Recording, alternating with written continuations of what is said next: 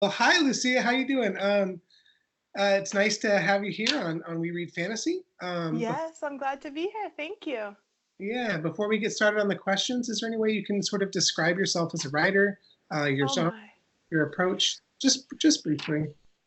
I am full on fantasy. I write all sorts of fantasy. So I've written so many different genres. I might have been smart to write a clear-cut genre, but I've never really made things easy for myself. So I like magic, I like adventure, I like romance. The wilder, the better. And that's what I like to read. That's what I like to write, and I love it. And I also am what they like to call a pantser. So I never know what I'm going to write until I sit down and write. And so the stories surprise me too. That term just got me. Pantser, like seat of your pants, Yeah, right? I But prefer, I like, you can maybe intuitive writer or something. They call it what I learned pantser because is you write by the seat of your pants. like a discovery writer. That's what I learned, or exploratory. But pantser, Yeah. you know, someone that's gonna like flash someone or something, or like We kind of like show a butt cheek in public. And it's, I don't know, I heard that the other day and I was like, I'm not a plotter, but I don't know if I'm a pantser. I like discovery better. That's a good term for it, exploratory writing. But the fun thing about that is I never know what I'm going to write either, so I'm as surprised as the reader. So it makes it extra fun and exciting. Very cool. So you do a lot of revision. Yeah. I actually don't. Um, Wow. I tend to pretty much write the first time what's pretty close to publishing. It goes through a lot of rounds of editing, but it's just Yeah. tightening up. I don't tend to change the storyline hardly at all. Wow. You are a pantser. Yeah, I just Very go cool. with it. I roll with it and just let it flow. Okay. Well, very Yeah. cool. So what were you doing, or where were you at when the idea for, and hang on, we've talked about a few titles. Are you doing the Shifter giveaway? Yes. Which one? Right now. Oh, which one? Maybe I should let you finish your question. Go ahead. Well, I don't know. I need to know which book. Well, I think we had talked about Night Shifter, which is the first book in the Magical Creatures Academy. And then we had also talked about Siren Magic, which is the first book in the Sirangel series, which is also linked into the Magical Creatures Academy. Okay. Oh, good. They're both linked. In Oh, fact, most of my series are linked. They okay. all, you'll see a lot of the familiar characters show up from older series or series that I wrote ages ago, it feels like, but only really a year ago. And you'll see the same characters weave through my more recent books. That's pretty fun. So Yeah. what were you doing when the idea for Night Shifter? I was going to say Serengi? So Cyrangel. I Rangel. Oh, Angel. yeah. Yes. Well, I'm but I didn't realize till later that that was a tricky term. Too Rangel. bad. Another lesson learned. There you have it. Okay. You know, I don't know. So because I write my books without knowing what's going to come from them, it's usually just a seed of an idea, and I'll just get just like an inkling for the character, or just like a sense of them, and that's where I just take it from there. I sit down and I learn and explore the character without knowing anything either. So often my ideas for books are as simple as a seed of a sense for a character. That's cool. Yeah, I love it. I get some of my own ideas on like a walk. You go for a Yes. walk where I'm gardening. I just garden. That's why I'm still schwitzing a little bit, I think.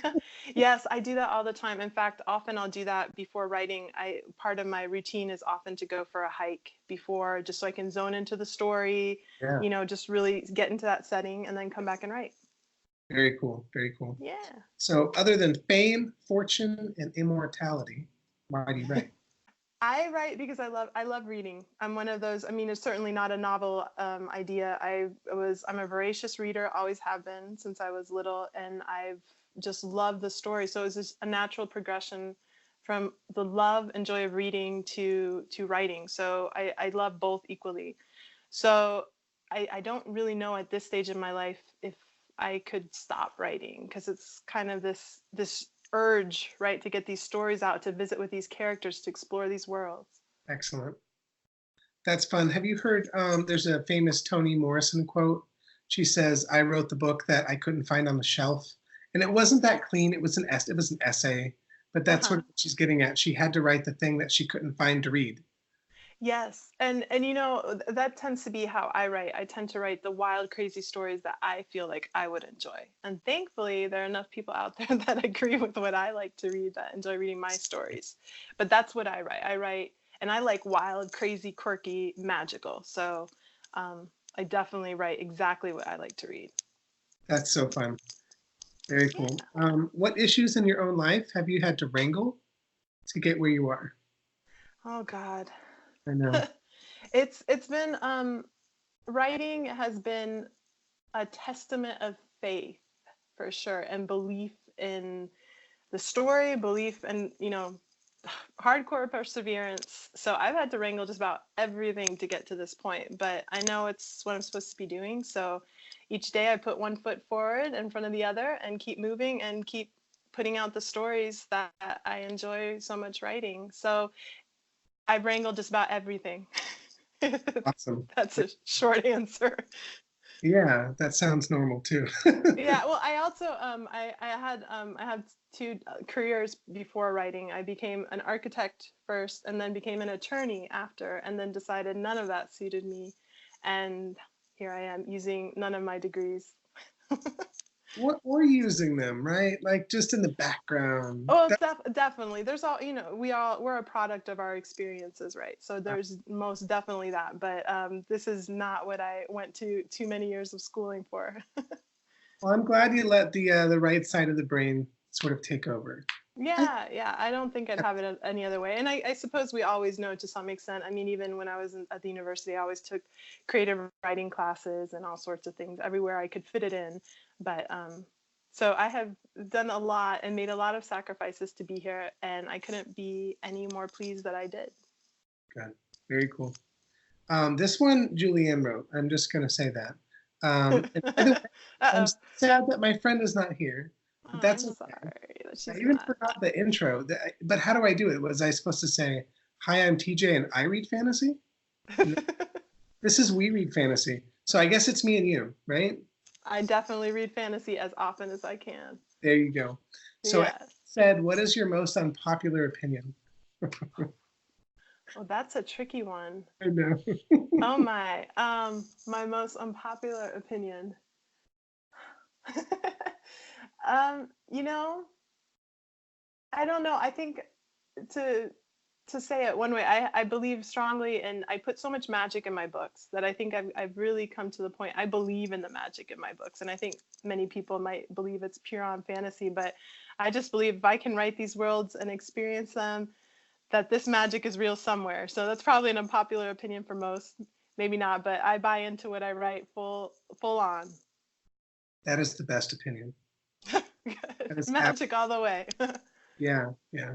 I get it. Escapism is not necessarily unhealthy either. Sometimes I'm it's just a way to cling on. right. Escapism is awesome, in my opinion. I'll take it any day. Especially if it's in a book, right? Come on. You're not Yes. yourself. Sometimes you pull away from like a 6 hour reading binge and you can't see normal and you've read Yes. stuff because you're like, and I'm And then like, you come back to the real world and you're like, what happened? Why? No. no, these rules suck.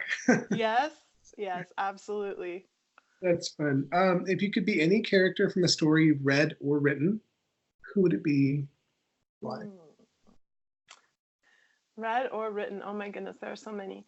Um, I will say, however, that the characters I most enjoy to write are the quirky ones. I like those sidekick characters, the ones that get away with absolutely anything. They have these bizarre quirks, or they're, you know, so ugly that they're cute. Yeah, I think those are the characters I most enjoy because they get free reign to do whatever they want without consequence. And so I would have to say that those are the characters I enjoy the most. And I have basically one or two or many more of them in every book I've written.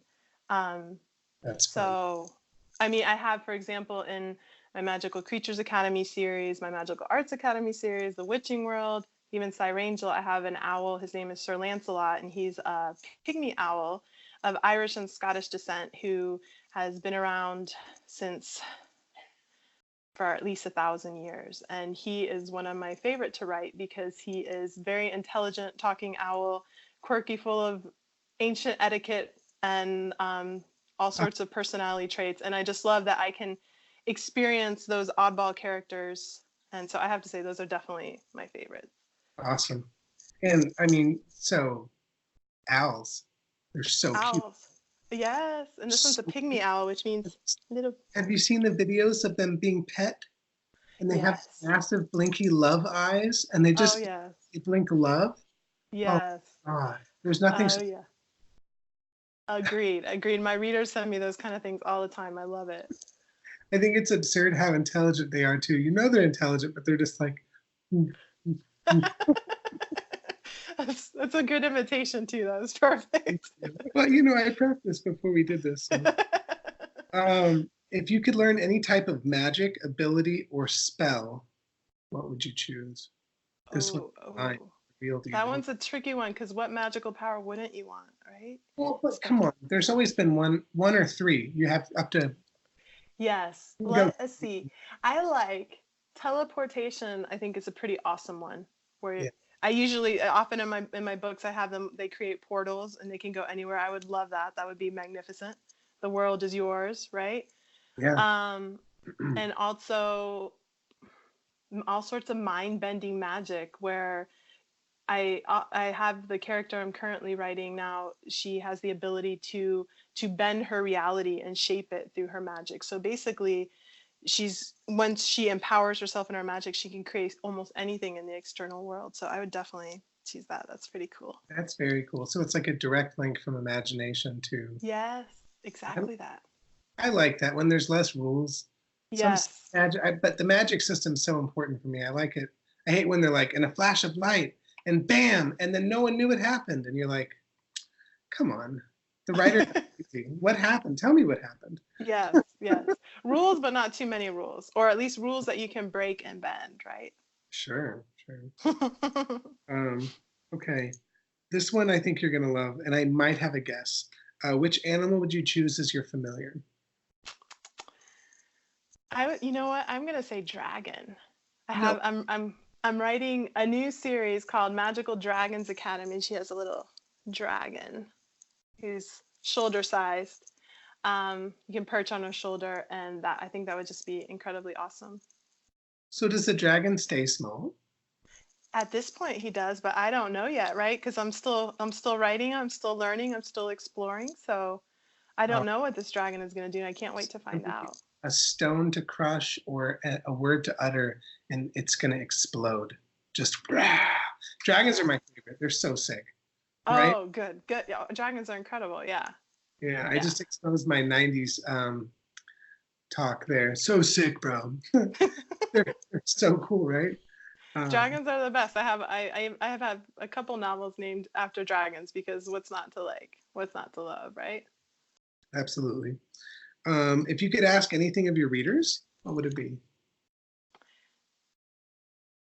Read more of my books. No, I'm just kidding. I love, actually, one of the things I love hearing from my readers, because they often will tell me that they laugh at my books, so they find certain scenes funny, and I love asking them and having them tell me what exactly made them laugh, what made it funny, because I'm off there in my little worlds writing away, and things are funny to me, but I have no idea how the reader interacts with the story and how they actually react to it. So that's one of my favorite things to hear from readers, and asking them. So I love that feedback. So they tell me, oh, I love this scene where, this happened and this guy did this and that, because it gives me, and also I feel, if you write too, writing can be a solitary world. So it gives you that sharing with your reader. So that's one of my favorite things to ask them. Very cool. Yeah, it's I just thought of the and it's funny because it's not like we need to pick on grandmas here, but it's the grandma cook thing where you want to make food and then you want to see them eat it. And then you're like, oh, you loved it. Oh, did you taste the you did? Because I put it in there for the I do that all the time. I cook a lot and I just want to see what people do. Like, did you taste the chives or did you? Oh, that's awesome. Yeah, it's totally the best to really understand. And when you're talking about books and creating these worlds, and we put so much into them, there's so many details and levels of depth, and it's just amazing to get that feedback from the readers and really know what parts they engaged in. And so many times they surprise, and there's so much that they're living in your story. Absolutely. Some readers are amazing. They can just do Yes. all the. It's like, did you get all that? And they're like, of course, it was right there. I'm like, I know, but I thought I buried it. And they're like, oh, that's Yeah, readers when they love they love your books, it's just the best to share those worlds with them. It's amazing. That's truly the magical part of writing is sharing that experience with the readers. very cool. What setting in the real world do you like to explore when you're in the fantasy world? Like, Ooh. what setting is the most fantastical for you to write? Oh, okay. I think I'm following. Yeah, So I didn't I order. I love personally, I find nature super magical. So when I want to get inspired, I go out. I live in Sedona, which is an amazing nature spot. So I often will go out to hike and connect and get all sorts of ideas and inspiration. So for me, that often translates in my writing. Uh, the characters will often draw on a natural setting because, and also you have, when you're dealing with magic, the power of the elements, the power of all the things that come together in nature to express magic, right?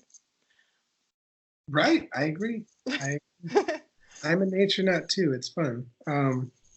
Okay, so what character in uh, Cyrangel? Sorry, I made that so hard to pronounce. It should be easier. What character in Cyrangel is your favorite? Oh, well, I would say two actually. I have two fairies who are very saucy and have way too much attitude, and they are actually they translate over to they're from the Magical Creatures Academy, and their names are Fiona and Nessa, and they definitely would be my favorites because they're well, they're the size of a hummingbird, but they have enough attitude to fill a room, and I love that, and they're magical to boot. So. That's great. And hummingbirds are great. Yeah, they're my favorite scene. I think in the first book of the Cyrangel series, they trick their hosts into pouring them tea, and then they take a bath in the teacups in front of them, which they weren't supposed to do, but they just flaunt it and love it. So they have that kind of bulldoze attitude, and I think that's my favorite. Yeah, a big package and a small Mm-hmm. big attitude in a small package. I don't know. That You get, works for me. yeah, yeah. Yeah. Um, do you know the number one cause of hummingbird deaths? Oh no, I don't. It's heart attack. Their heart Right. their heart is around 30% of their body weight, and it beats so Oh, fast to keep them alive. It's nuts, right? that's totally nuts. I'm It's sorry to. nuts. It's beautiful though, because they live Yeah. so hard. They live hard, I guess, and go out hard, huh? Yeah, yeah. Yeah. Well, cool. So, where can we find you on the net, or also, do you have any book signings or readings or conventions you're going to rock soon? Yes, I actually am going to be, so far that I know of, I'm going to be at the let's see, it's Babe in Sydney, Australia. It's Ball Gowns and Books event. It's the first year they're doing it in February 2020. I'll be there. I'm going to be at the Pen Con signing and also in 2020. I'm not sure where else I'm going to be yet, but I'm sure I'll be in other places as well. And as because I love meeting my readers in person, it's super cool to share that experience. And as far as on the net, I'm under my name almost everywhere. At the moment, my books are mostly on Amazon. So Amazon Lucia Ashta, and my website is easy enough, luciaashta.com. And just about everywhere else. Well, So, we're going to be blowing you up, and we're very excited about our promotion. So, well, thank you for having me. It's been super fun to talk to you. I yeah. always love talking about books. I mean, how hard is it when you have such a love of reading and then you come to these people and you're like, talk to me about books. Talk to me. I love this stuff. I know, And right? another fantasy lover. So this is perfect. I very much enjoyed it, TJ. There is another world where we're both riding on Dragonback with a company of hummingbirds and owls and fairies. Well, I And tell you, I have a whole series called Dragon Force, which I didn't even talk about because that one's another one. I'm a dragon lover. There's nothing not to love about him. So I feel you. oh my gosh, Dragon Force 2. Well, thank you so much, everyone. It's Lucia Ashta, and she is incredible. Oh, thank you, TJ. I so much enjoyed chatting with you. Thanks for having me. Yeah, yeah. Thank you so much. Have a good one. Bye. You too.